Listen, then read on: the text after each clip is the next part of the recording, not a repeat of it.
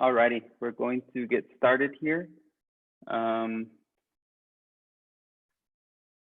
I hope Deanna's screen is not showing. Is it showing on there? I'm doing a test run. Hold on. Is it just me? Okay. To get that cleared up. All right. So let's see here. All right. So welcome everyone. My name is Quanah Yazzie. Ma'itesh Gizunashlen. Nash Ezuthan Epashichin. Aro Betahni Dashe Dot Bessagen Dashanelle. I am one of several professional tutors here at the Net College. I specialize in English and writing specifically. I also tutor in other subject areas, including like Navajo and some math courses. It just depends on what the students want in terms of tutoring because we're subject-based tutors here at the Net College. So we've all taken the same courses as the same courses that you need tutoring. We'll find a tutor for you in the same subject area in which they've excelled in. And if you happen to have a tutor within those subject areas in that manner, then they're able to tutor you. So it's called subject-based tutoring. So, and for instance, I have experience in like calculus 2. I can tutor in that area if I want to, and just an example of that. All right, so we did go through our first webinar from 2 to 3, and that was focusing on MLA citations specifically. And this presentation I am going to show today is actually going to involve how MLA citations is sort of the relationship of MLA and APA citations, like side by side kind of thing. And you'll kind of see the difference in how each are different in terms of the elements and the way that the requirements within those areas. So midway through the presentation, I'm actually going to switch to a Microsoft document to sort of explain more of the in-text citations portion. And I'll be doing a live demonstration of that. And the first part of this presentation is actually just going through the specific format of citations specifically, how to put them in order, the author, the title, and those portions there. That's what I'm going to go through first. And it's going to be pretty lengthy, hopefully not, because what I want to focus on is the in-text citations portion. And, what I want you to focus on is, how I'm presenting the elements, the format themselves, and how it's related to MLA so that we don't get confused when we're citing in MLA or APA. And it is going to be confusing because there is, I get confused sometimes going back and forth between those two styles, MLA and APA, but hopefully what you see within this presentation, you'll see the differences between them and sort of recognize, those areas in which the language sort of changes a bit and the formatting changes a bit and things like that. So let's just go ahead and jump into it. I don't want to keep a lot of you here for long. So I'm going to go ahead and start the presentation. Let's see if this works. The previous webinar was not working at all when I shared my screen. Let's see. I don't see anything. Let me unplug this, change it to this one. Feel free to ask questions through the presentation as well. You should have an option to do a Q&A at the very bottom of your screen. And once you submit a question, it'll come up on my screen, and I'll just answer the questions as I go along if it's relevant to the presentation. My main goal here is not to confuse you as much, hopefully. And then, yeah. So there is also going to be an evaluation at the very end of the presentation. I encourage you to actually submit that back to us so that, I know what to expect the next time when I'm doing a presentation like this. And it's good to be critical, even though, criticism is, I love criticism, if you are free to, be critical in how I'm presenting or what areas you wanted me to focus on and stuff like that. Try to, just give me all of those ideas that I can, incorporate into the next presentation, stuff like that. That way,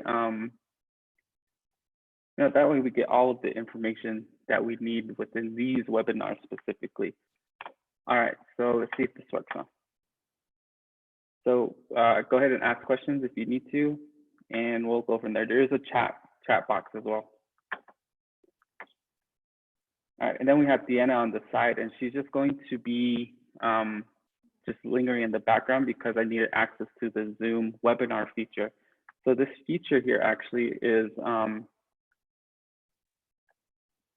something's happening. Oh, the feature, this webinar feature off of Zoom is actually, there's some certain aspects that you shouldn't be able to see who's in this presentation right now. You'll just see yourself and me and Deanna on the screen. You don't have access to chat with anyone else. You won't see anyone else in this presentation and so forth. So it should just be me, giving you information. The only way I have direct interaction with you as a student is through the chat box or the Q&A. So just keep that in mind as well. Alrighty, let's see here. Let me just open my chat box before I start so I know.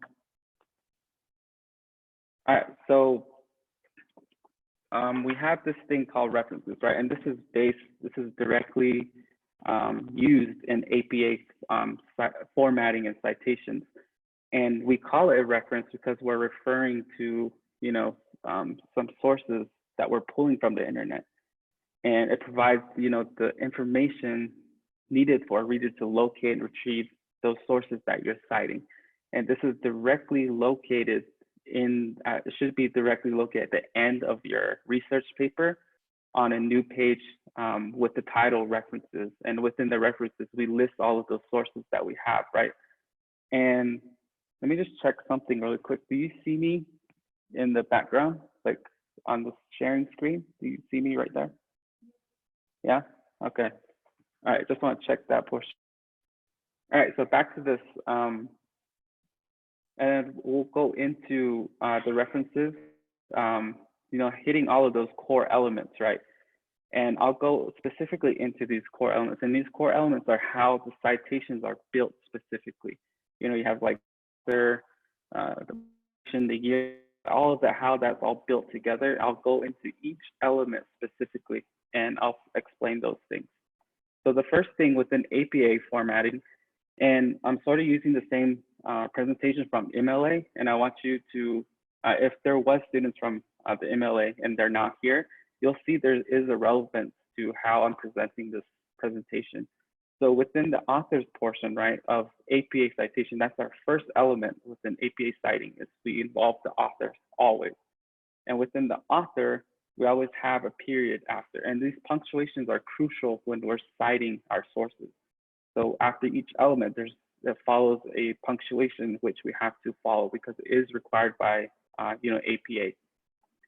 So within the author, this is different because what you saw just now is, let me go back. Here, this is MLA citations, right? After, when we're citing MLA, we have the author and then we have a period. But now within APA, we actually involve within that first element is the year. This is also the year of publication. And there's that difference there with, in distinguishing which is which. So we have MLA with no year and now APA with parentheses year. That's our first element. So we'll see at the top as I go through these elements. So here we're just introducing the elements first, along with their punctuation. So with title of source, right? Again, with MLA, it's followed by a period, right? And within MLA, we actually have these things here, the quotations. And this is one of the areas where you have to remember as well, those quotations are only required with MLA, but not necessarily APA. And with APA, we actually can remove those quotations, and this is all we need with APA formatting, citation. It's just the title of the source along with the period. So that's all we need. And then the next one is the title container. These are actually not listed as title container in APA. They're just usually listed as like things like, title of periodical or title of title of work and stuff like that. But I'm comparing this to MLA itself. So in MLA, we actually call it title of container. And I'll explain the direct relationship of the title source with title container as well. So here, title container, it's the same rule as MLA actually. So here we have title container followed by a comma itself. And the same thing with MLA, it's going to be italicized. So we have the author, year of publication, title source, and title container, which is italicized. And I think that's the only portion where, this is where it's a set format, we have the author, title, and title container to set format. But now this is where it gets kind of tricky when we're citing sources in APA. And this is where we involve things like books. So with books, it's different because there's certain things that we involve within the citation itself. So with books, and there's also periodicals like newspapers and magazines and stuff like that. So keep in mind, this is a set.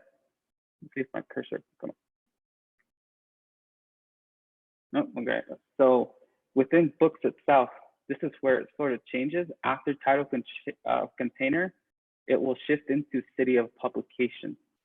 And then with periodicals, with that colon there after city of publication. And when we're going into periodicals, it changes into number instead of city of publication. And then followed by the comma. So there we have city of publication moved up to the books, and then we have number moved up to the periodicals. And then the next one after book, in the books portion, after city of publication, we list the publisher, followed by a period at the very end. And then for periodicals, we shift into location, and then we end it with a period. So those are those two, that's how those two should look. And I'm pulling just these two because these are the most common sources that we cite in APA. So these are the two formats that you should try to recognize and remember when we're going to start citing in APA. So with books, just the last two changes, the city of publication and publisher.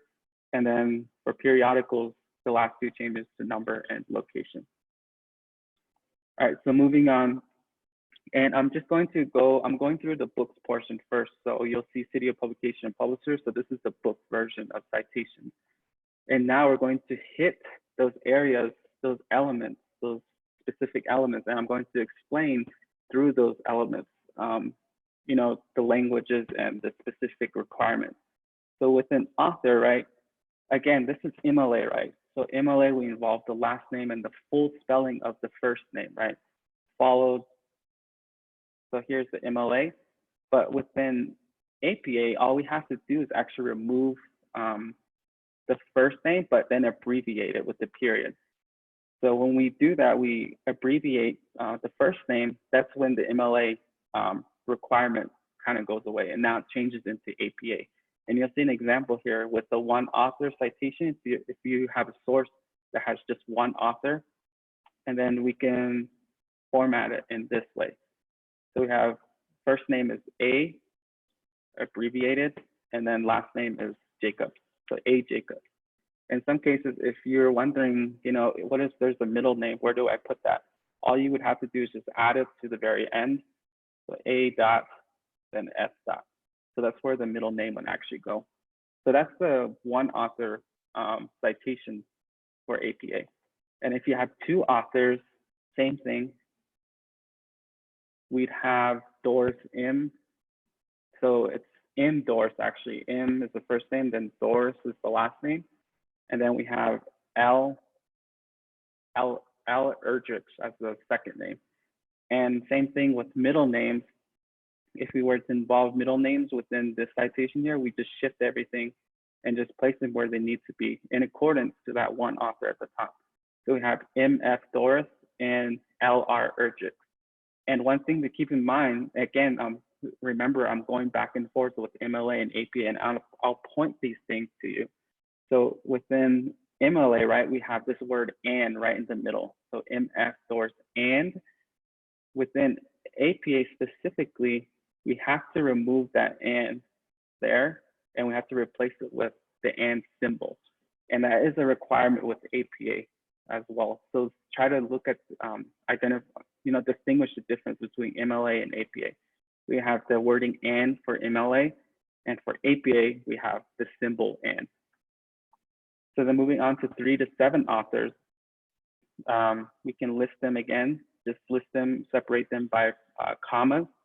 So we have A Burdick, Y Who, and JF Wood. That's how you would read it. And you can list up to 7. And in some cases, you'll run into citation more than 7 authors. And when you run into something like this and you want to cite it, you can involve all of the authors by listing the number lower than the authors you have. So here I said more than 7, right? So here there's 7 authors listed.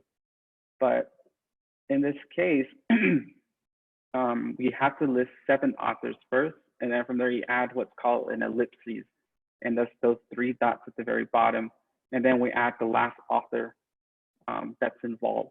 So here it shouldn't be like this because I didn't list any more, but let's say there was maybe like 12 authors on this bottom portion. This is how that would look. But here in this example, it says more than 7 authors, but there is already 7 authors right here. So this is actually incorrect on how it is formatted, but it would look similar. Let's say if it was 12 authors, then this would be correct. A Burdick, Y Who, JF Wood, J Tom, CX Yao, and so forth. So then the other remaining, the missing authors are actually included, but as an ellipses within that Kim, the Culp and Kim. So it's how you would format that portion. But this is actually changing, you guys. So I don't know if your instructors actually informed you that we actually have a new edition of APA that was released last year, end of last year. I think it was in October 2019. I've actually never heard of the changes until recently, but we're now in a 7th edition of APA, not necessarily 6th. And there's not much changes to it, but one of those changes is how we're introducing an author. And with an author, we can list, there's this requirement of more than 7 authors, right? But now we can actually list up to 20 authors rather than 7. So if we were to list more than 20, we'd have to list up to 19, and then from there use ellipses and then close it with the last author. So now it's actually 20. Just wanted to point that out as well. There's not much changes to the new edition of APA, the 7th edition. And I can show you guys when I get to the Word document later. So that's the authors portion. And then here you see that I added the years to them, and that just fulfills the APA requirement of author plus year of publication. All right, so moving on to, so here I'm actually gonna get some examples of how to use authors in certain different, uncommon ways. So with author and year of publication, in my previous presentation, MLA, I explained the usage of usernames within social media, right? If we're going to cite users from social media, this is MLA format right here, what you see now. And I just wanted to see the changes and how this would change if you were to convert it to APA. So if we do that, this is how it would look. So we're involving, there is some research that you have to do in getting the name of the person. So here we have the username in MLA, but to make this APA, we have to get the author's name, involve the user within the brackets, and then add the year of publication to the author portion. So just look at that difference with MLA and then APA. And there's also some with, this is a YouTube channel, the Try Guys. This is MLA again, this is MLA formatting. You can tell by the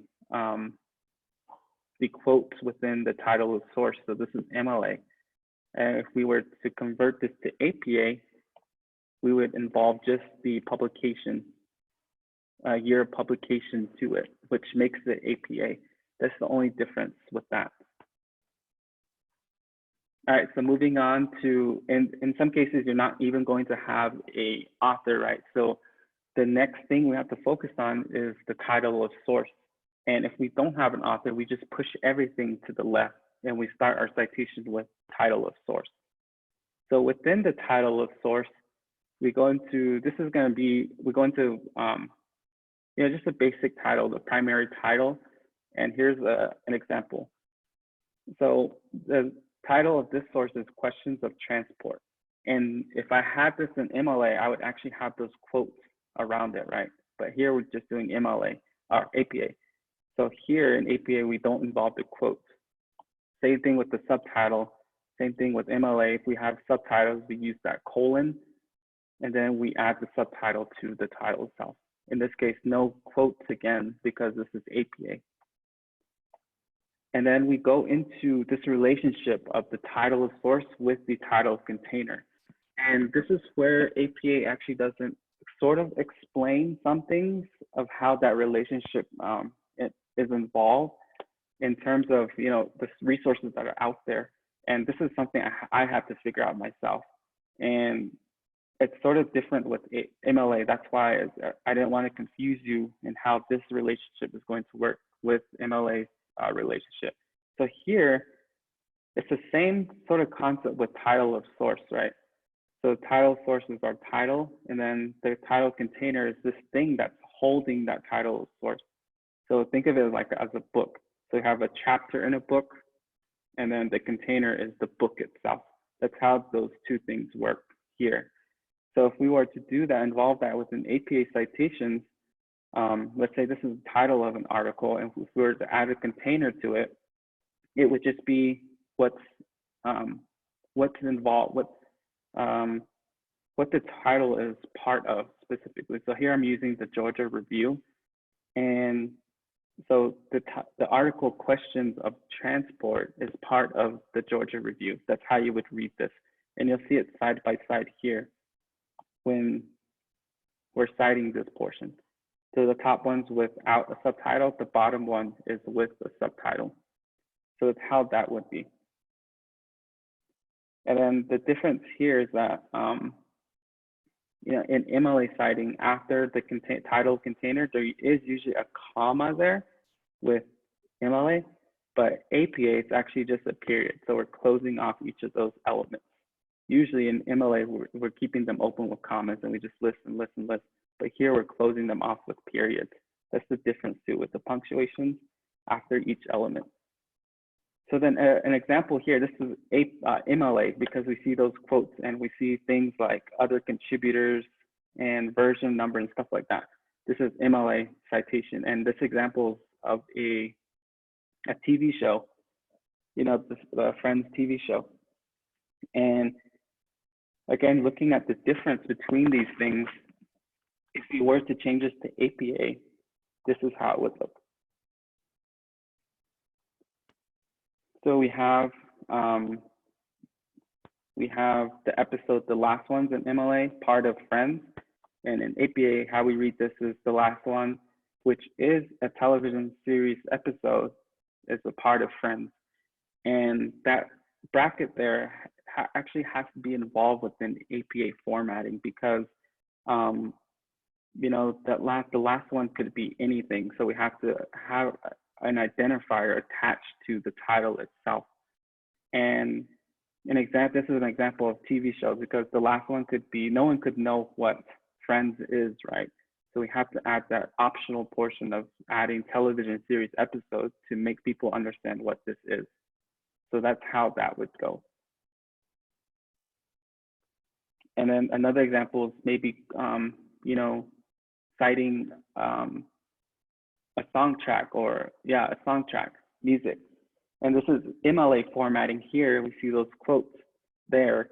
And in this case, if we want to change this to APA, same deal as the one before, we do the title, then we identify what it is. It's an album track. And then we list the container, which is the album name of which is the album itself. And we have this song title, Bad Guy, within the album. So there's a sort of relationship happening between the title, the source, and title container. So something a part of the container specifically. So it's like the book the book concept. So then here's an example of a newspaper article, right? This is MLA formatting because we see the editors, we see the author doesn't have a year of publication, doesn't have year of publication after author, and there's quotes around the title. And in these cases, with the articles, all we have to do is just pretty simple with articles from MLA to APA is that we just remove those quotes and remove some of those elements. So MLA and then APA. Again, this is the format for periodicals. So remember periodicals, we just attach the number and location at the very end of the citation. And then we removed everything from after the title and the container, all of that information there, moved to the very end. Here, number and location. So that's how that would change. So this is APA for articles or periodicals. So then sometimes, in some cases, you will not have, a title for your articles or anything. And if that's the case, we usually have to, there is a rule within MLA and APA to actually create some sort of generic explanation of what you're going to be, what this source is, again, just like the brackets. But in this case,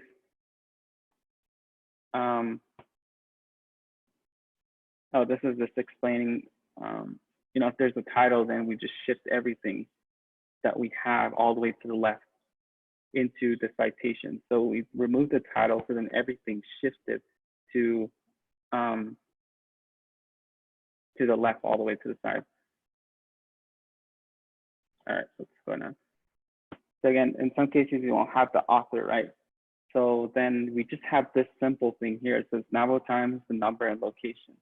When you find something like this is usually how a website is cited in APA, is we just have the website, we have the location of it specifically. So the same thing with New York Times, this is how websites are cited in APA. It's very, very minimal. And it looks minimal now, but when you dive deep into the number and location elements, which I will explain later, we're still getting to that. That's where all of those websites, the URLs and the DOIs and the page numbers, that's where they're all located. But now this is just the formatting portion. So this is how websites should be formatted. So we have Facebook, Apple, and so forth, Time Magazine. And when, in any case that we're citing a website, right? Anytime we're citing a website, if there is a title that you're actually citing, we always have to add the title, even though it's just a website. So we have to add it here. So in this case, if the title that we're focusing on within a website of Time Magazine, maybe a article or the subheadings at the top, the quick links or something like that, that's where we would put that here. The main web page of a website. That's where the title would be here, Friendship Through IM, then part of the website Time Magazine. So then here we focus on title source and title container, right? And that relationship between them. And this is where I was getting to, where in some cases, you're not even going to have any of that. You'll have difficulties finding it in some cases, but this is where you have to create sort of a generic explanation of what this source is. And a great example of these kind of sources are things like personal interviews. We do that a lot here around locally. We do research for our NIS courses and stuff like that to talk to people, and to cite those interviews. They don't have a title and they don't have a container, right? Because it's us interviewing the person. So this is the way to actually cite in APA, is just replacing the title and container of our description of the source itself. So here we have author, year of publication, and no title, no container, but we replaced it with our description, which is personal interview. and then we go into city of publication, publisher, and so forth. Those last two will change depending on the source of the information attached to it, if someone's publishing and stuff like that.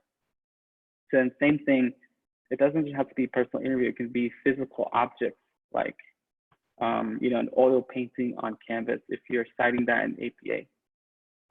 And then there's things like an audio recording for multimedia purposes and stuff like that. That's where, because they don't have titles necessarily. Some paintings don't have titles, so that's why I put oil painting on canvas. But just keep in mind of the options that you have when you don't have a title in a container. So that's that portion there. That's what we covered.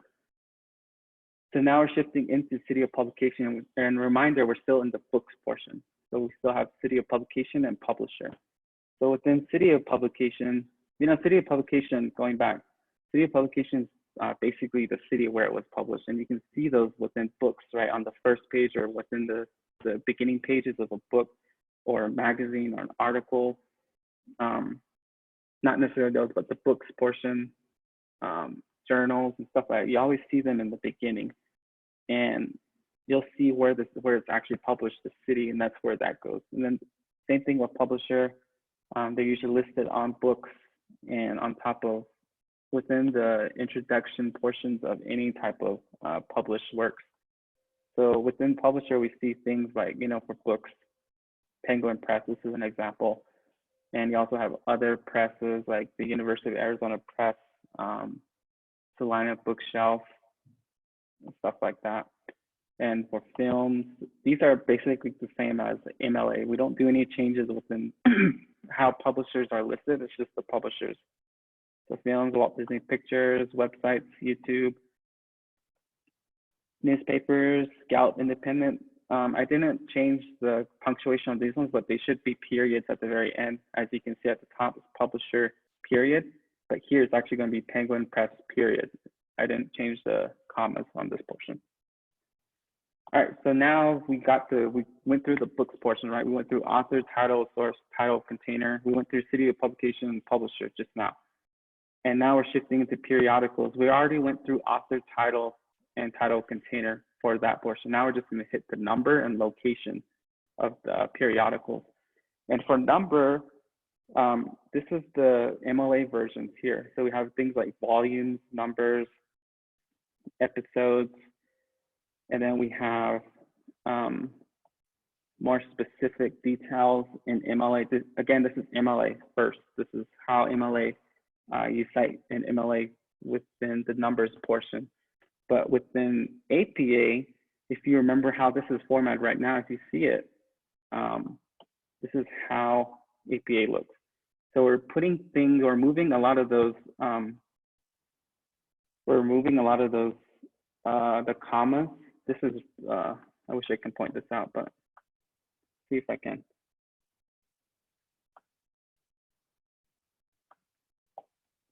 All right, so you see this, right?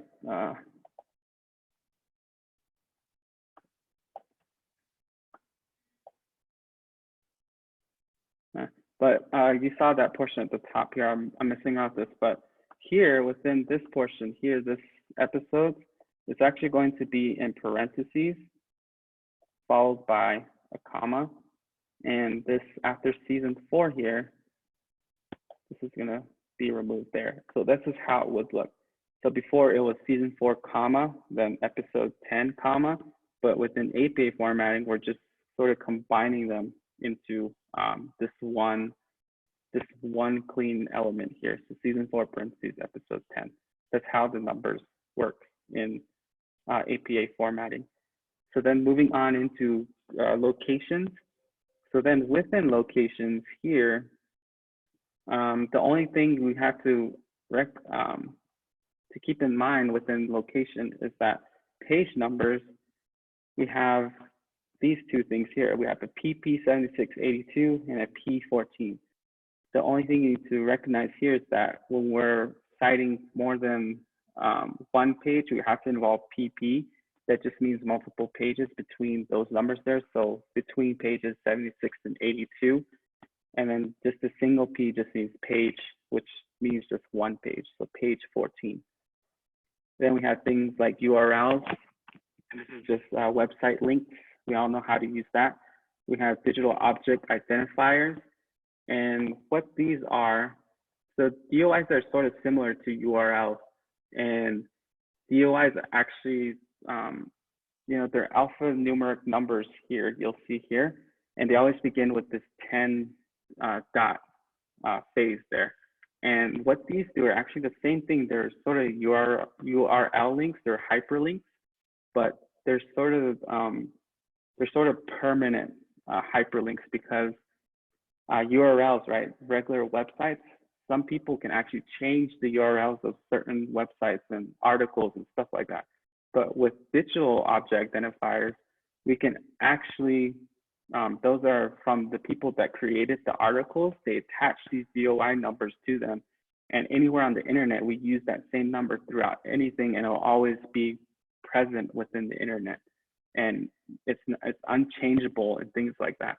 So it's really persistent. It's a persistent set of numbers when we're involving those. And this is preferred with APA writing, is involving the DOI numbers, because again, URL links can change at any time from the creators, and they can just change maybe their names or something like that. So when they do that, we lose access to that article or that source in the internet. So DOIs are a really good thing to keep in mind as well. So then moving on. All right, now we got through these two formats, and these are the two, again, most common formats that I wanted to show you guys. So we have books, right? Author, year, publication, title, source, title, container, city of publication, and publishers. Again, the last two are different on both of them, but the top three are the same. So author, title, source, title, container, and then the last two, number and location, is different. So once we figure out how to, manipulate, it's really crucial to know the formatting, because once things are missing, we can then shift things where they need to be. And here I'm actually showing you guys an optional element, which is retrieving, a retrieval element. And sometimes your instructor actually involves you to, add this retrieval from, because within books, right, there's no location attached to that. So we don't know where to actually, where we actually retrieved it from.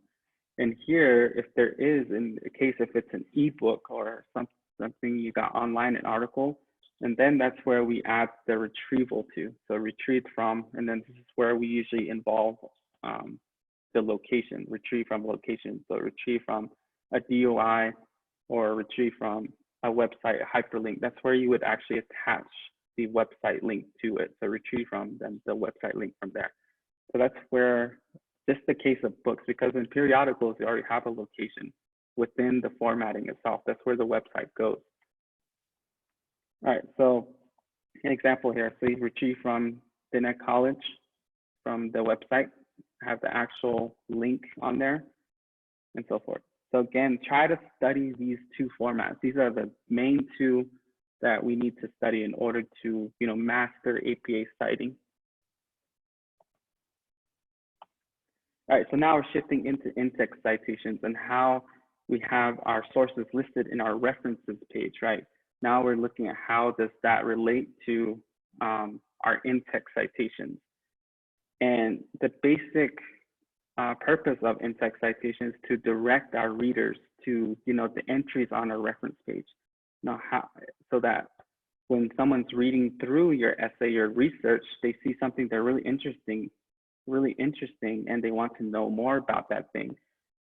The way you use in-text citations helps them, look in the references very quickly, and it won't confuse them. And then that way they get to the reference and they do their own research beyond the reference page.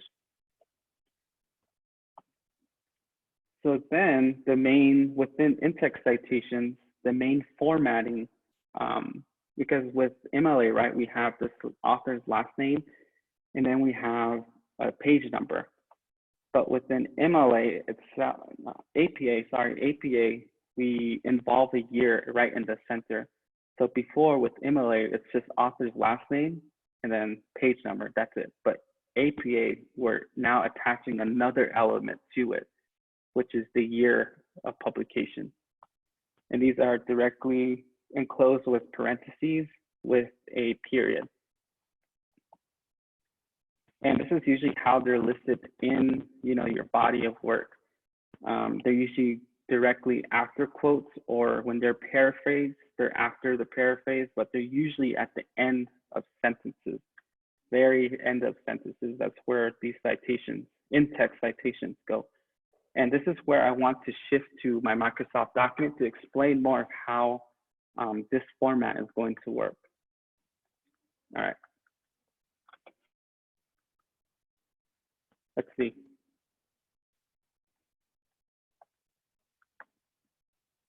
All right, I have my Word document here.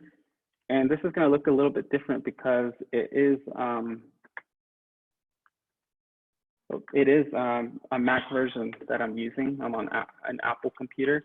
So I'm going to type our basic format here, right? We have, the author's last name with a comma.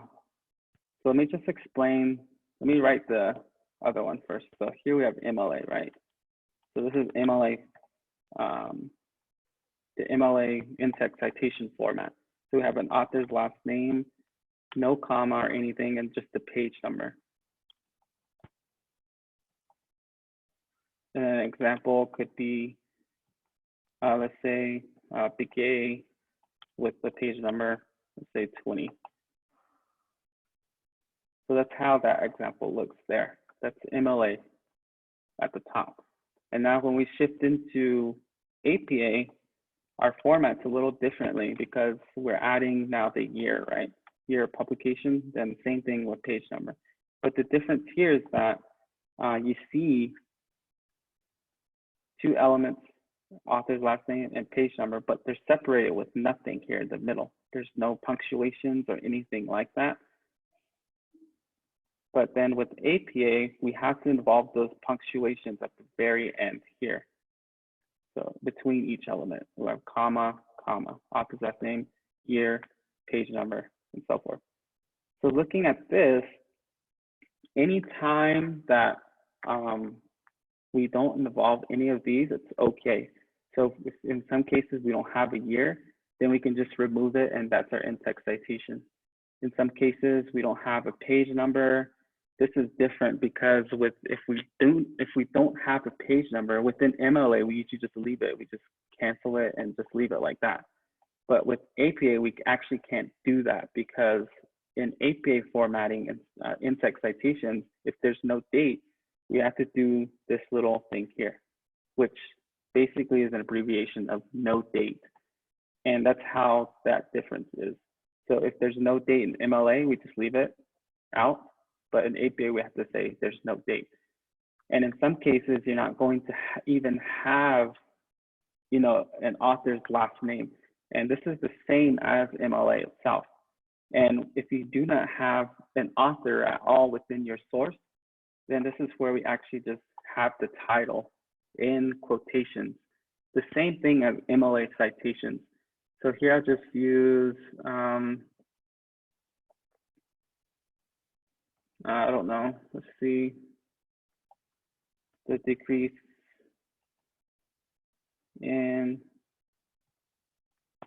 rural something. Let's say population. Let's say that the article itself is actually spelled in this way here. It's the same thing at the top here. If there's no author, then we can actually just put it here in the MLA. So that's the similarities there. So no author, just take the date of, not the date, the title of the source.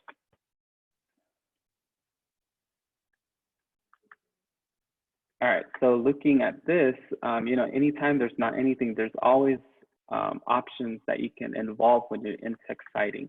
So when we're moving into, let's see. So after this format here, once we know how this format works, the last name, the year, and then the page numbers, Oh, I actually did it. I don't know if anyone caught that, but this is actually supposed to be here in note date because that's the year. And then after this is actually the page number. So we'll just put 23 to 26 for now. That's what I was missing when I was eventually talking about this, and I got confused a bit. So this is where the note date goes within the year portion. And this last one's the page numbers, which is supposed to be up here as well. So here we'll just put maybe 14. And again, what I explained is that within MLA itself, we have page numbers, right? And here there's no P or PP attached to it. And that's a rule within MLA is that we don't require that. But with APA, we have to require this here, which just means pages 23 to 26. And if it's just one page, we remove one P, just put page 23. That's how we would do that. All right, so then moving on, I think I have some quotes down here. So there is some special rules with how we involve how to in-text cite these, how to add in-text citations. And I'll use this here as an example. So looking at this phrase here, and this is directly from online, and I'm going to show you the relationship and how to in-text citations, where to place things, because now you see, you know, you have this year over here, you have the page number here, but where's the author and so forth. So you're starting to wonder like what's happening now. And if we to eliminate, just focus on this here, the reason why this is in-text cited like this specifically is because we're sort of involving, we're taking stuff out of the in-text cite at the very end. This is where they always go, but we're involving stuff that was supposed to go in here into our sentence. So here we actually have the author. According to Thial, 2017, faculty, this is where the quote begins all the way up to here. And then we close it out with whatever's left that we did not involve in the sentence. So if you were to take the same sentence, but now we want to add the author's last name here, Thial, and maybe 2017, comma, page number. So we have author's last name, year, and location, page number. This is going to be incorrect because now we're double citing our sources. We have it here, we have it here. And that's that relationship I wanted to talk about, that when you're involving the author within the sentence, then we don't need it here. And anytime you take out the author out of the in-text citation, we always attach it to the author itself. So here we have the year of publication along with the author. And this here always sticks together, and it's one element. Remember from our list of sources, remember we have author, and then we have year of publication, then we have title of source, then we have title of container, then we have city of publication, and then publisher. This is for a book specifically. So when we're looking at this, this is one element. We've already went through that. And these are always going to be together no matter what. So if we take it out of the in-text citation, we enter into the sentence itself, then we don't actually need this here. Then we can just delete that and just involve the page number itself. So then if we were to correct it, if we want it within our in-text citations, then we have to reword this here. We have to reword it to where it's not double citing. So here we can just say, if we introduced Thial already in the previous sentence, we can just say, maybe he stated, and then he stated the quote. And since Thial is not in the sentence here, then we have to have his name within the in-text citation. So now you see the difference. So here he's not quoted in the sentence, so he has to be in the in-text. Here he's quoted in the sentence, so he doesn't have to be at the end of the citation. So that's the relationship I wanted to sort of talk about. And in this case, again, if there is no date at all, we just enter no date in any type of dates that there's no date involved and stuff like that. So then same thing, right? If there's no, let's take this example here. If there's no author at all within this here, if there's no author, then that's where that title goes into effect. So here we can do, let's just say, using my examples from my guidebook that I made for students. So here, let's say this is the title of the article, steroids. So here, we're involving the title now within the in-text citation because we don't have an author. Even though it says he, this would probably change as well because we're referring to someone here, so there has to be an author within this. So we don't want to say that here. So this wording would have to change. We can say it states like that. All right, so and if there's any time no date or anything like that, again, always go back to no date. And then if it's double pages, multiple pages, 91 to 100 and so forth. So it's basically knowing how this relationship works between this, the format of APA citation. So you have author's last name, year, and location, which is the page numbers. So this format here is crucial in knowing how to actually in-text citation, how to do in-text citation. And in some cases, again, you'll have more than 2 authors or 3 authors and so forth. In APA requirements, it actually is required to, you have to list all of the authors. So if you have 3 or more authors, let's say, for instance, in this example, we have to say according to Thial, let's say Rosenberg, and one more, let's say Fried. According to Thial, Rosenberg, and Fried, and each of these, this would be immediately followed by the year of publication. Let's just change this for now, 1990. And then we go into the quote that we're quoting, and then we involve the in-text citation at the very end. This is how we would, paraphrase and add it to the sentence itself. If we do not want to involve them into our sentence, then we immediately put it here. So same thing, Thial, and here they're separated by commas.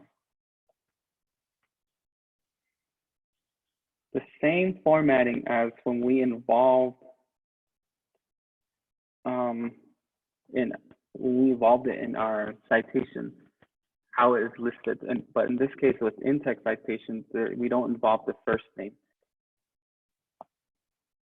So that's how it would look.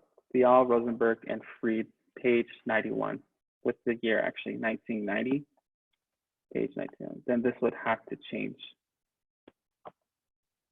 Again, maybe they state. So that's that relationship. So if something's here, we have to involve it here. If something's not here, we have to put it in the sentence. That's how that in-text citation works. It's just easier for readers to know where the source is actually going to appear in your references. That's the whole point of, in-text citations. It's directly involving the reader to the sources in the back. And one thing to note, and I see this a lot with students as well, is that when we're directly quoting stuff, if it's short, if it's less than 40 words, right? It's just like this, an example, we can involve it in the sentence itself, the body of work. But in some cases, we take out these huge quotes like this, and it's more than 40 words. 40 words is actually described in the APA manual.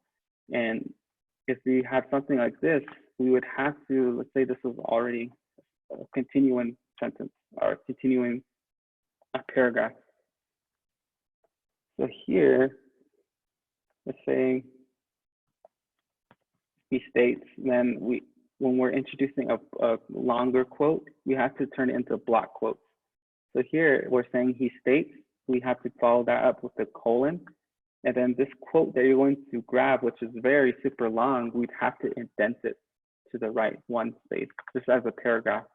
So here's a paragraph, the same spaces as a paragraph. We have to indent that whole quote, which makes this a block quote in APA formatting. And then from here, we can, after the quotes, this is where our in-text citation will go. And I'll just use that Lewis, 1996. Lewis, 1996. And if there's no page number, we don't have to involve it. Just like that. And then we continue into our essay here at the next line. Say this was directly continue off of that. That's how that will look. This is what block quotes are. If they're more than 40 words, then we have to do this block quoting. Alrighty. I think that was all I wanted to talk about with in-text citations. And it's basically just relating your in-text site, not your in-text site, your references, your citations and your references directly to your text itself. And these tricks are ways that you can actually relate them, and they are required by the APA themselves.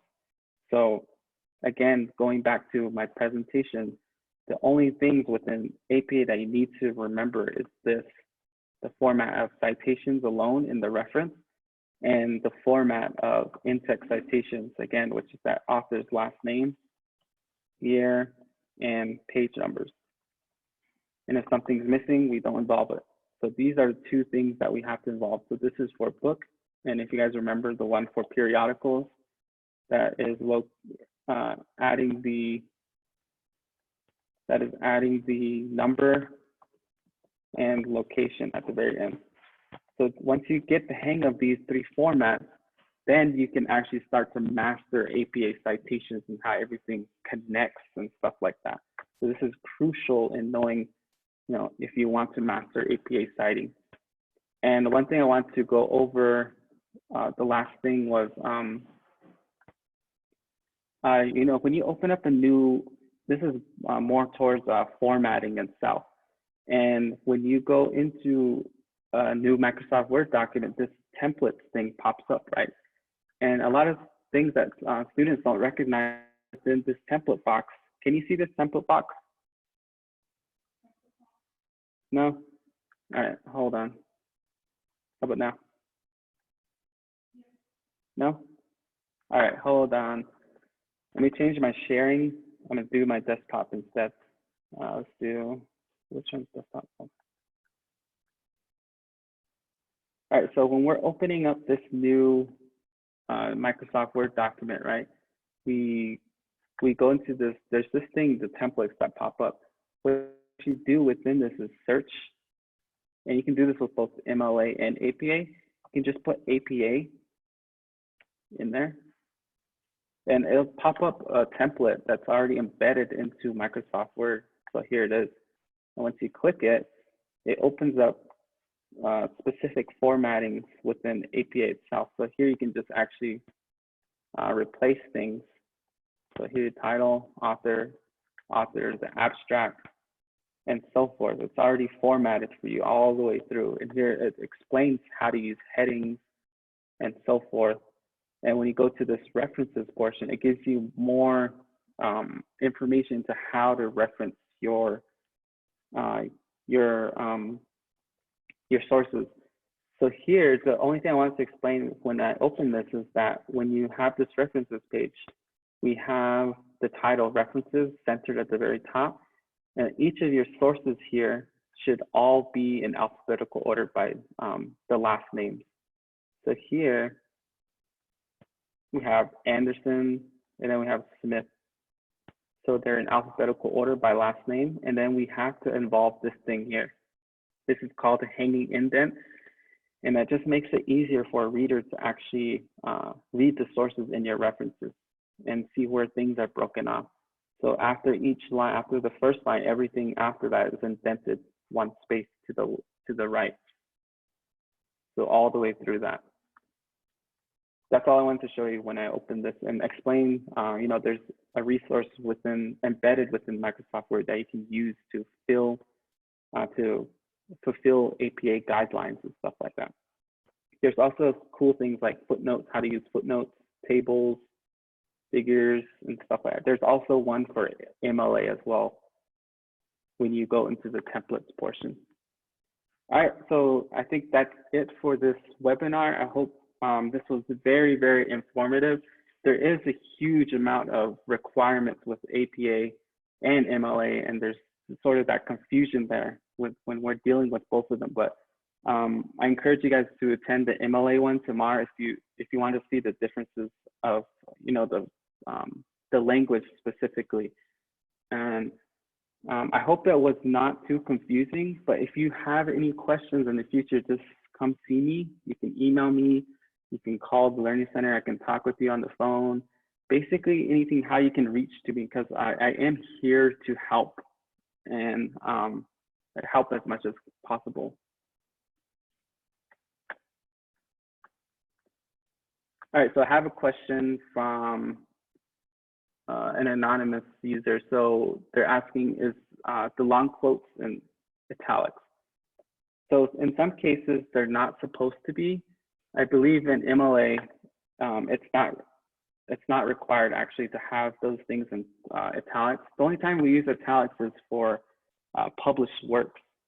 And, we don't have to involve italics in our block quotes and the long quotes because we're already quoting it from the source. So we don't need to put it in italics.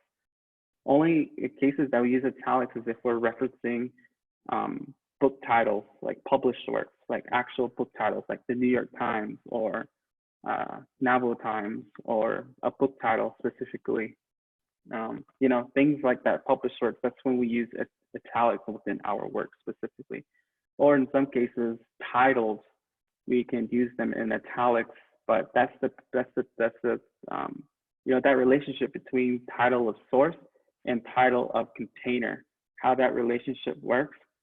You just have to know that. So if we don't have a title of source, we can do a title of container, and that title container can be italicized. Title source, the one with quotes, that can also be italicized in a case of APA as well if we're not involving a container. I hope that wasn't confusing. Let's see, let me explain that here. So here we have this, right? Let me explain that. The only time we use the title container, again, this is in italics. So within our body of work, she's asking if we need to, I was explaining the uses of italics within your body of work. And the only time we use italics is if we have a title container, right? And that's what I was saying, the New York Times or the Naval Times published works, that's where we involve italics and so forth. Yeah. All right, so another student asked if this video will be available anywhere. So I am uploading these videos to YouTube, our YouTube channel. And again, you can go to My Diné College and look on our internal webpage, and that's where our YouTube channel, it has a link to our YouTube channel, or you can just go to YouTube and type Diné College Learning Center, and that's where I'm uploading these webinars. And there is going to be 2 different versions. I'm uploading all the sessions, and today's session will go up and tomorrow's session will go up, because there is some things that I might have missed that will be in those 2 different sessions, but there are going to be the same presentation. So the MLA today and APA ones I did today, they'll be the same tomorrow, the same presentation. And they'll both be uploaded to our YouTube channel. Will you be doing a video on how to write good thesis paper in the near future? I might be. It might be directly involved with the research process, because now I'm just sort of introducing the basic stuff first.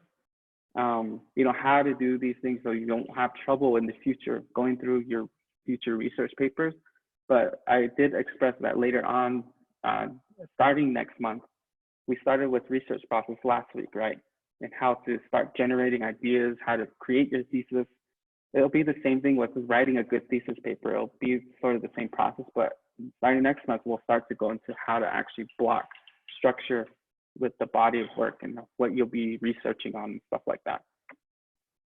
So just stay tuned for more of those webinars. I'll try to do this more frequently and more, in more variety of ways. I'm trying to still get used to how to instruct these webinars because I want to be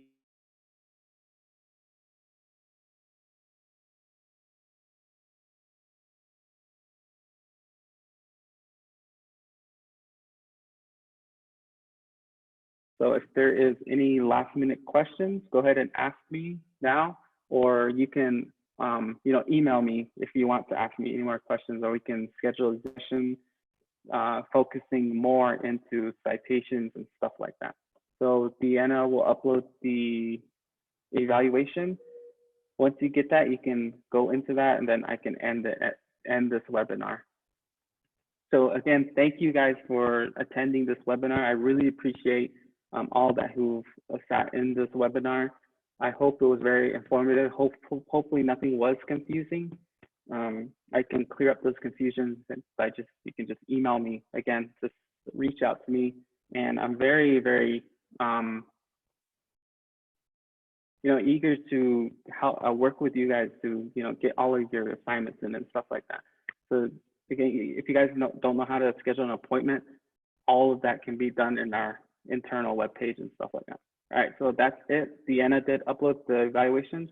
So go ahead and click on that, and then we should be all good for today. So again, thank you guys for attending this webinar. I really appreciate it. I will see you guys in the near future, and I hope you guys all have a great evening. Yeah, thank you.